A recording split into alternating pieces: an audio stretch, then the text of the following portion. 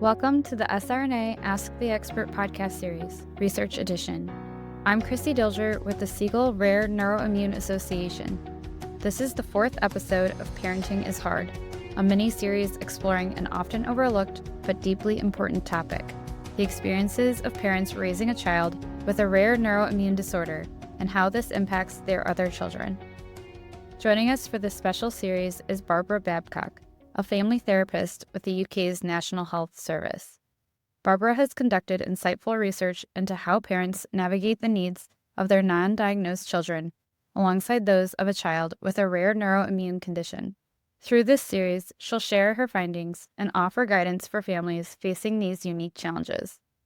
Barbara holds a Master of Science in Family Therapy from King's College London and a Master of Arts in Coaching Psychology. You can find her full bio in the podcast description. SRNA is a nonprofit focused on support, education, and research of rare neuroimmune disorders. You can learn more about us on our website at wearesrna.org. This episode was made possible in part by the generous support of Amgen, Alexion AstraZeneca Rare Disease, Genentech, and UCB. Thank you, Barbara, again for joining me. So now we're going to talk about theme 2 with your research. And theme 2 is I can only split myself so many ways. So can you just introduce this theme, please? How did families in your research contend with the additional factors that come with having a child with a rare neuroimmune disorder? I think that theme title says it all. I was using the language of the parents. I can only split myself so many ways. I can't be at hospital attending to one child and at home attending to the other children. So I can only split myself so many ways. So that gives a flavor of their experience. There is so much on, but the parent can't do it all. And there were two code labels supporting this theme. So we have, I can only split myself so many ways. And the first one supporting that was the nonstop nature of caring responsibility sucks our time away. And that nonstop was language parents were using, and suck our time away was again language that they were using. So that gives you a real flavor of their experience, that these caring responsibilities don't end. It's forever. It's ongoing. It's just nonstop.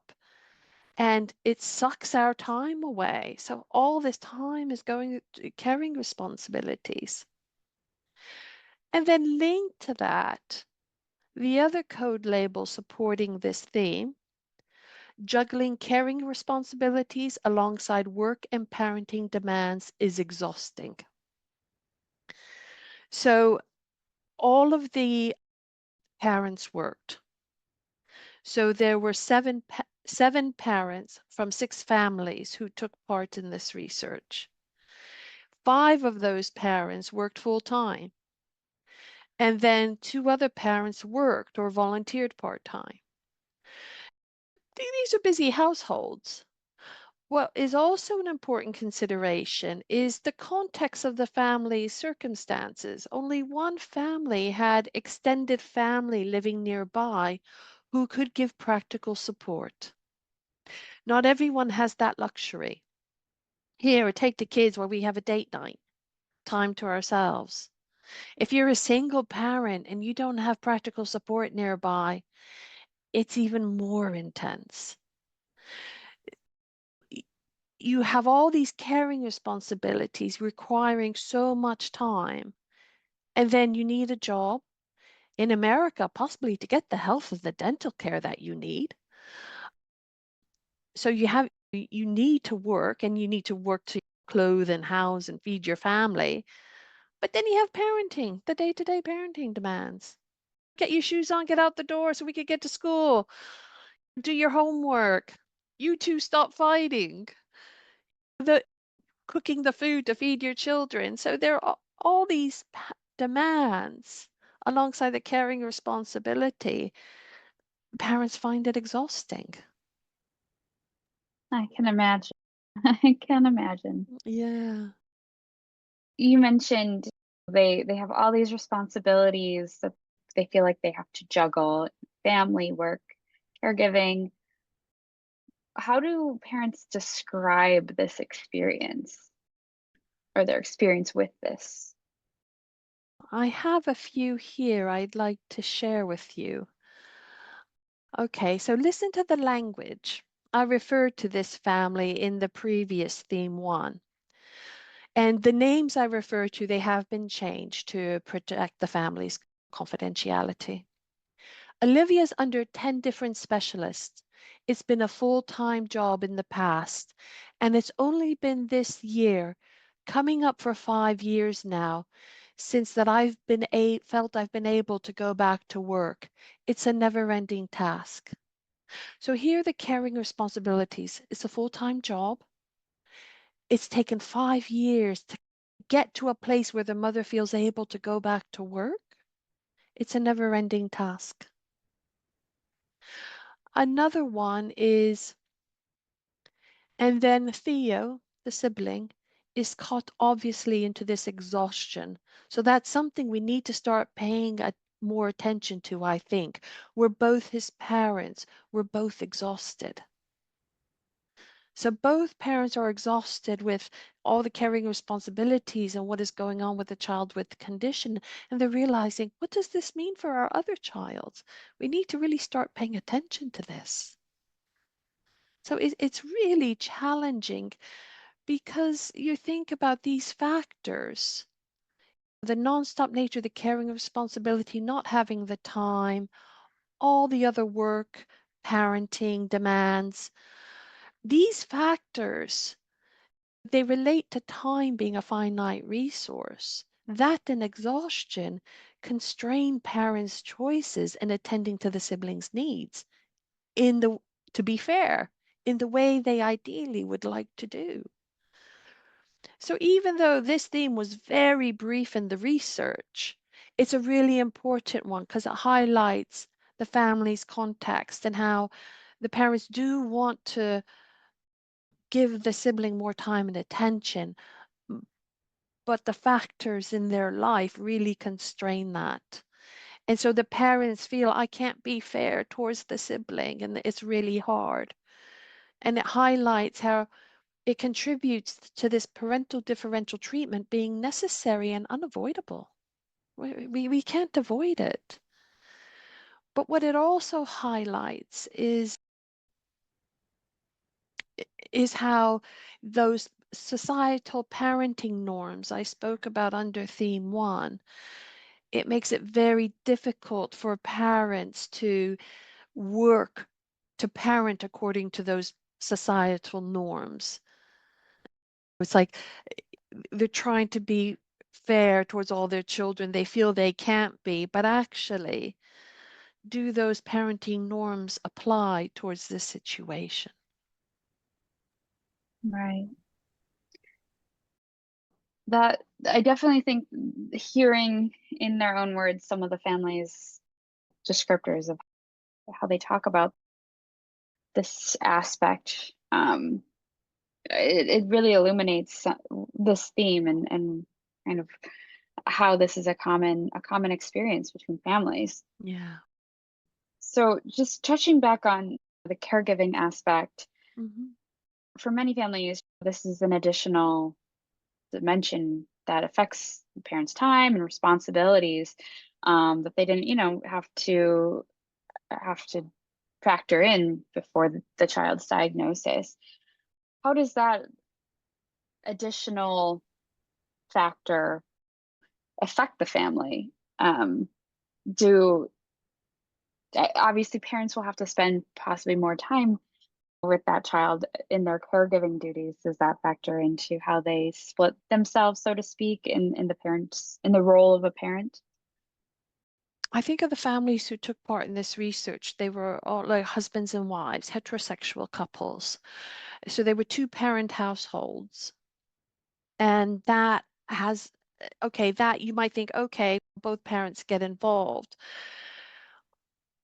You have to look at the couple's relationship and how each person responds, each parent responds to the situation. Some parents, this could be, it's overwhelming for many parents. And how do they respond to that overwhelm? Some parents may shut down. I can't cope with this. This is really hard. I don't want to think about it. So they might focus on, I'll be the breadwinner.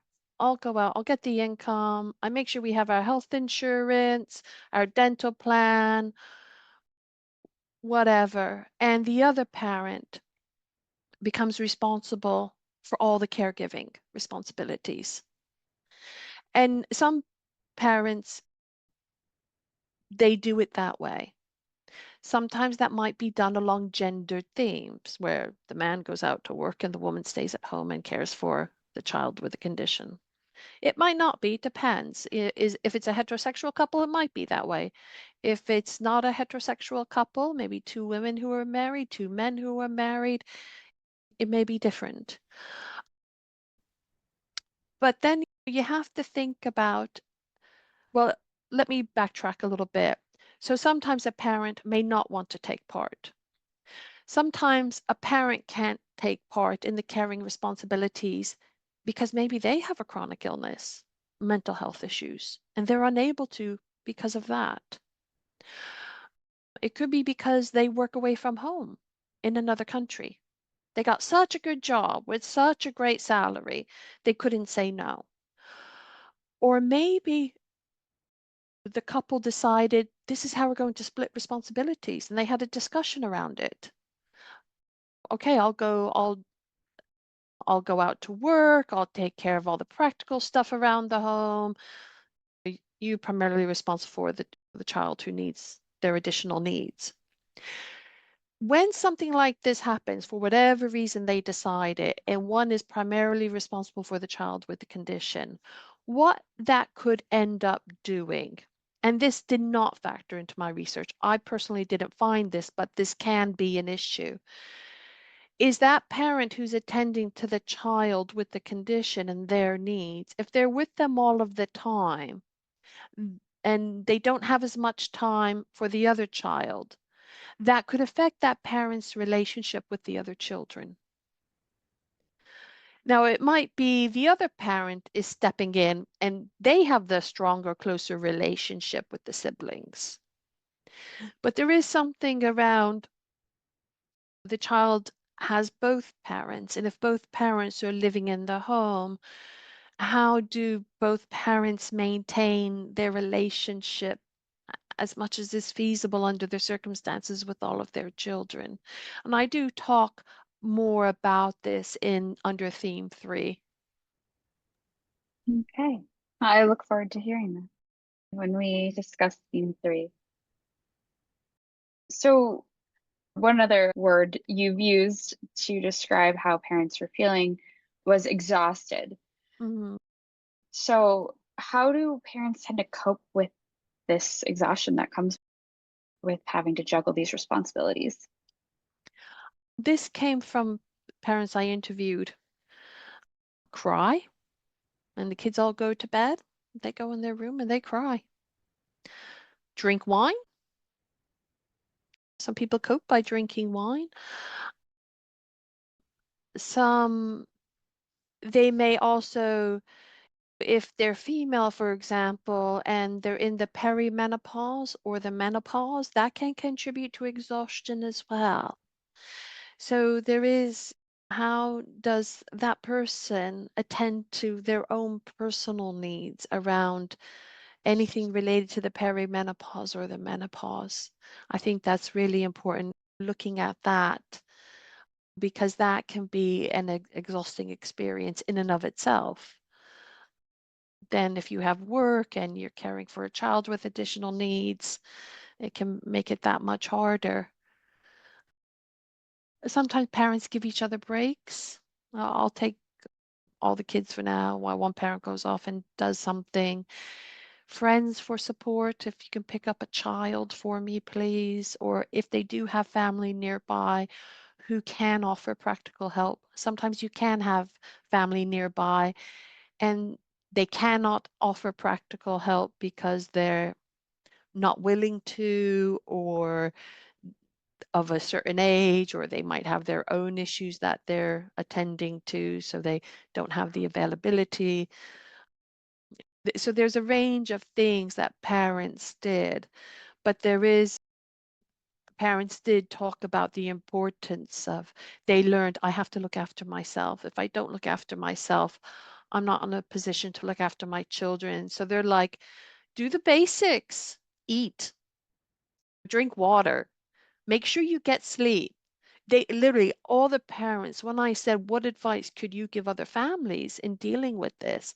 They were talking about the absolute basics and making sure that parents do that as a starting point.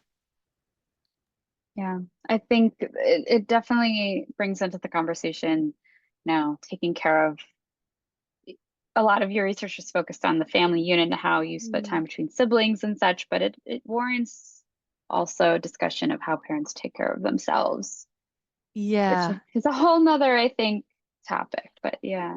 exactly. And I think the other thing that it can impact with dealing with exhaustion is parents could be striving so hard to be a good parent and give their children equal time and attention, desperately striving to parent according to these societal parenting norms. And that can be exhausting. And there is something around, stop that. That parenting norm isn't relevant to you anymore. You have to design your own parenting norm. And that can be tough because you can have family members saying, you shouldn't be doing it like that. You should be doing it like this, or friends. And there is something around you and the other person who supports you in parenting the child, the other parent, if they're around and on the scene, is standing firm. No, this is what we're doing because this is right for our family. Yes. All great points for sure. Mm. So beyond basic responsibilities like work and caregiving and parenting roles, how do families integrate social and extracurricular activities into their lives? I think that has been challenging for some families. It wasn't a specific question I asked, but it came through with some families. It's really about how the parents work together to enable that is a big thing. But also it's finding out what activities can we all do together? Because there might have been activities you did together as a family which are no longer accessible to the child with the condition, maybe due to fatigue or chronic pain or using a wheelchair or using a tracheostomy. So it's finding what is accessible out there. And that's where I think charities, community groups that support families who have a child with additional needs can be a real lifesaver because they appreciate it and can design activities where everybody could take part. So, for example, for a period of time here in the UK, I used to run the family weekend where families could apply to attend, much like the Quality of Life Camp, the SRNA runs in the US. I ran it here from 2015 to 2019 in the UK, and we went to a specialist center that had a range of activities that any child could do. And it was adapted. So if you want to go abseiling in your wheelchair, you could do it. Adaptations were made so that they could take part. And it was about helping them find their way. If a child had a weakened upper limb due to acute flaccid myelitis, but they want to go on that climbing wall, they would make it happen. So it's very much around how can supporting the child with the condition to find their own way in doing activities that are accessible to them. How can the whole family take part? Because I think it's very much about individual well-being for every family member, but also the family well-being. Yes, for sure. For sure. And I think making sure to make room for those extracurricular and social activities Yeah, aids in the general exhaustion and just mental health of everyone.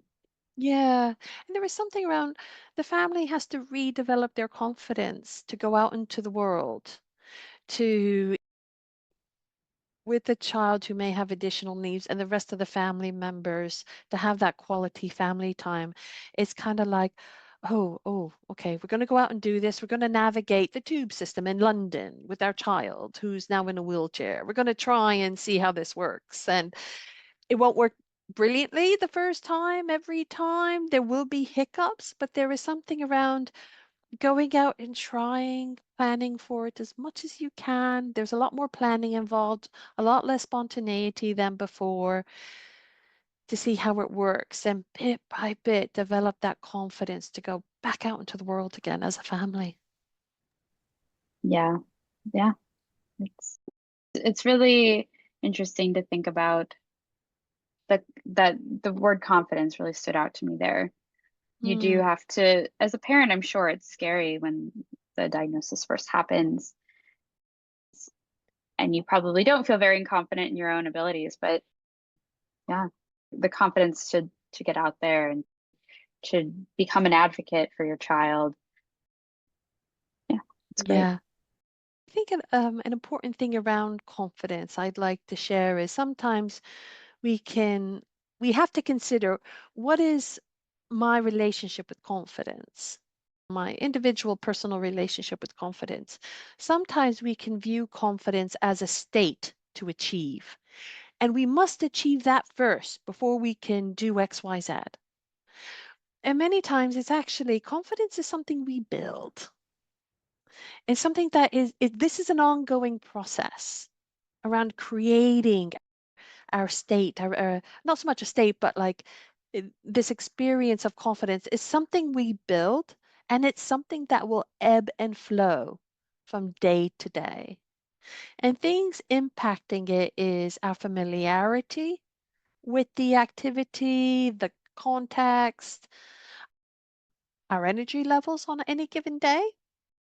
Do we have, do we feel awake enough to be confident? We might not. So there's all these building blocks that go into building our confidence and it ebbs and flows. So there is something around compassion for oneself. And maybe you don't have to be super confident to do something. You need enough confidence to take the next step. That's a lovely way to think of it. I really resonate with that for sure. Yeah. I think that wraps up my line of questioning for theme 2. Do you feel we covered everything you wanted to cover? Yes, I think we have. And thank Awesome. you. Okay, well, thank you so much, and I look forward to delving into the rest of the themes next time we speak. Brilliant. I look forward to it too.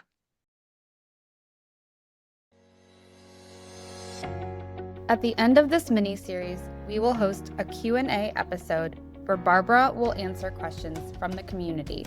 To submit your question, please visit srna.ngo/submit. You can also find this link in the podcast description. Thank you to our Ask the Expert sponsors Amgen, Alexion AstraZeneca Rare Disease, Genentech, and UCB.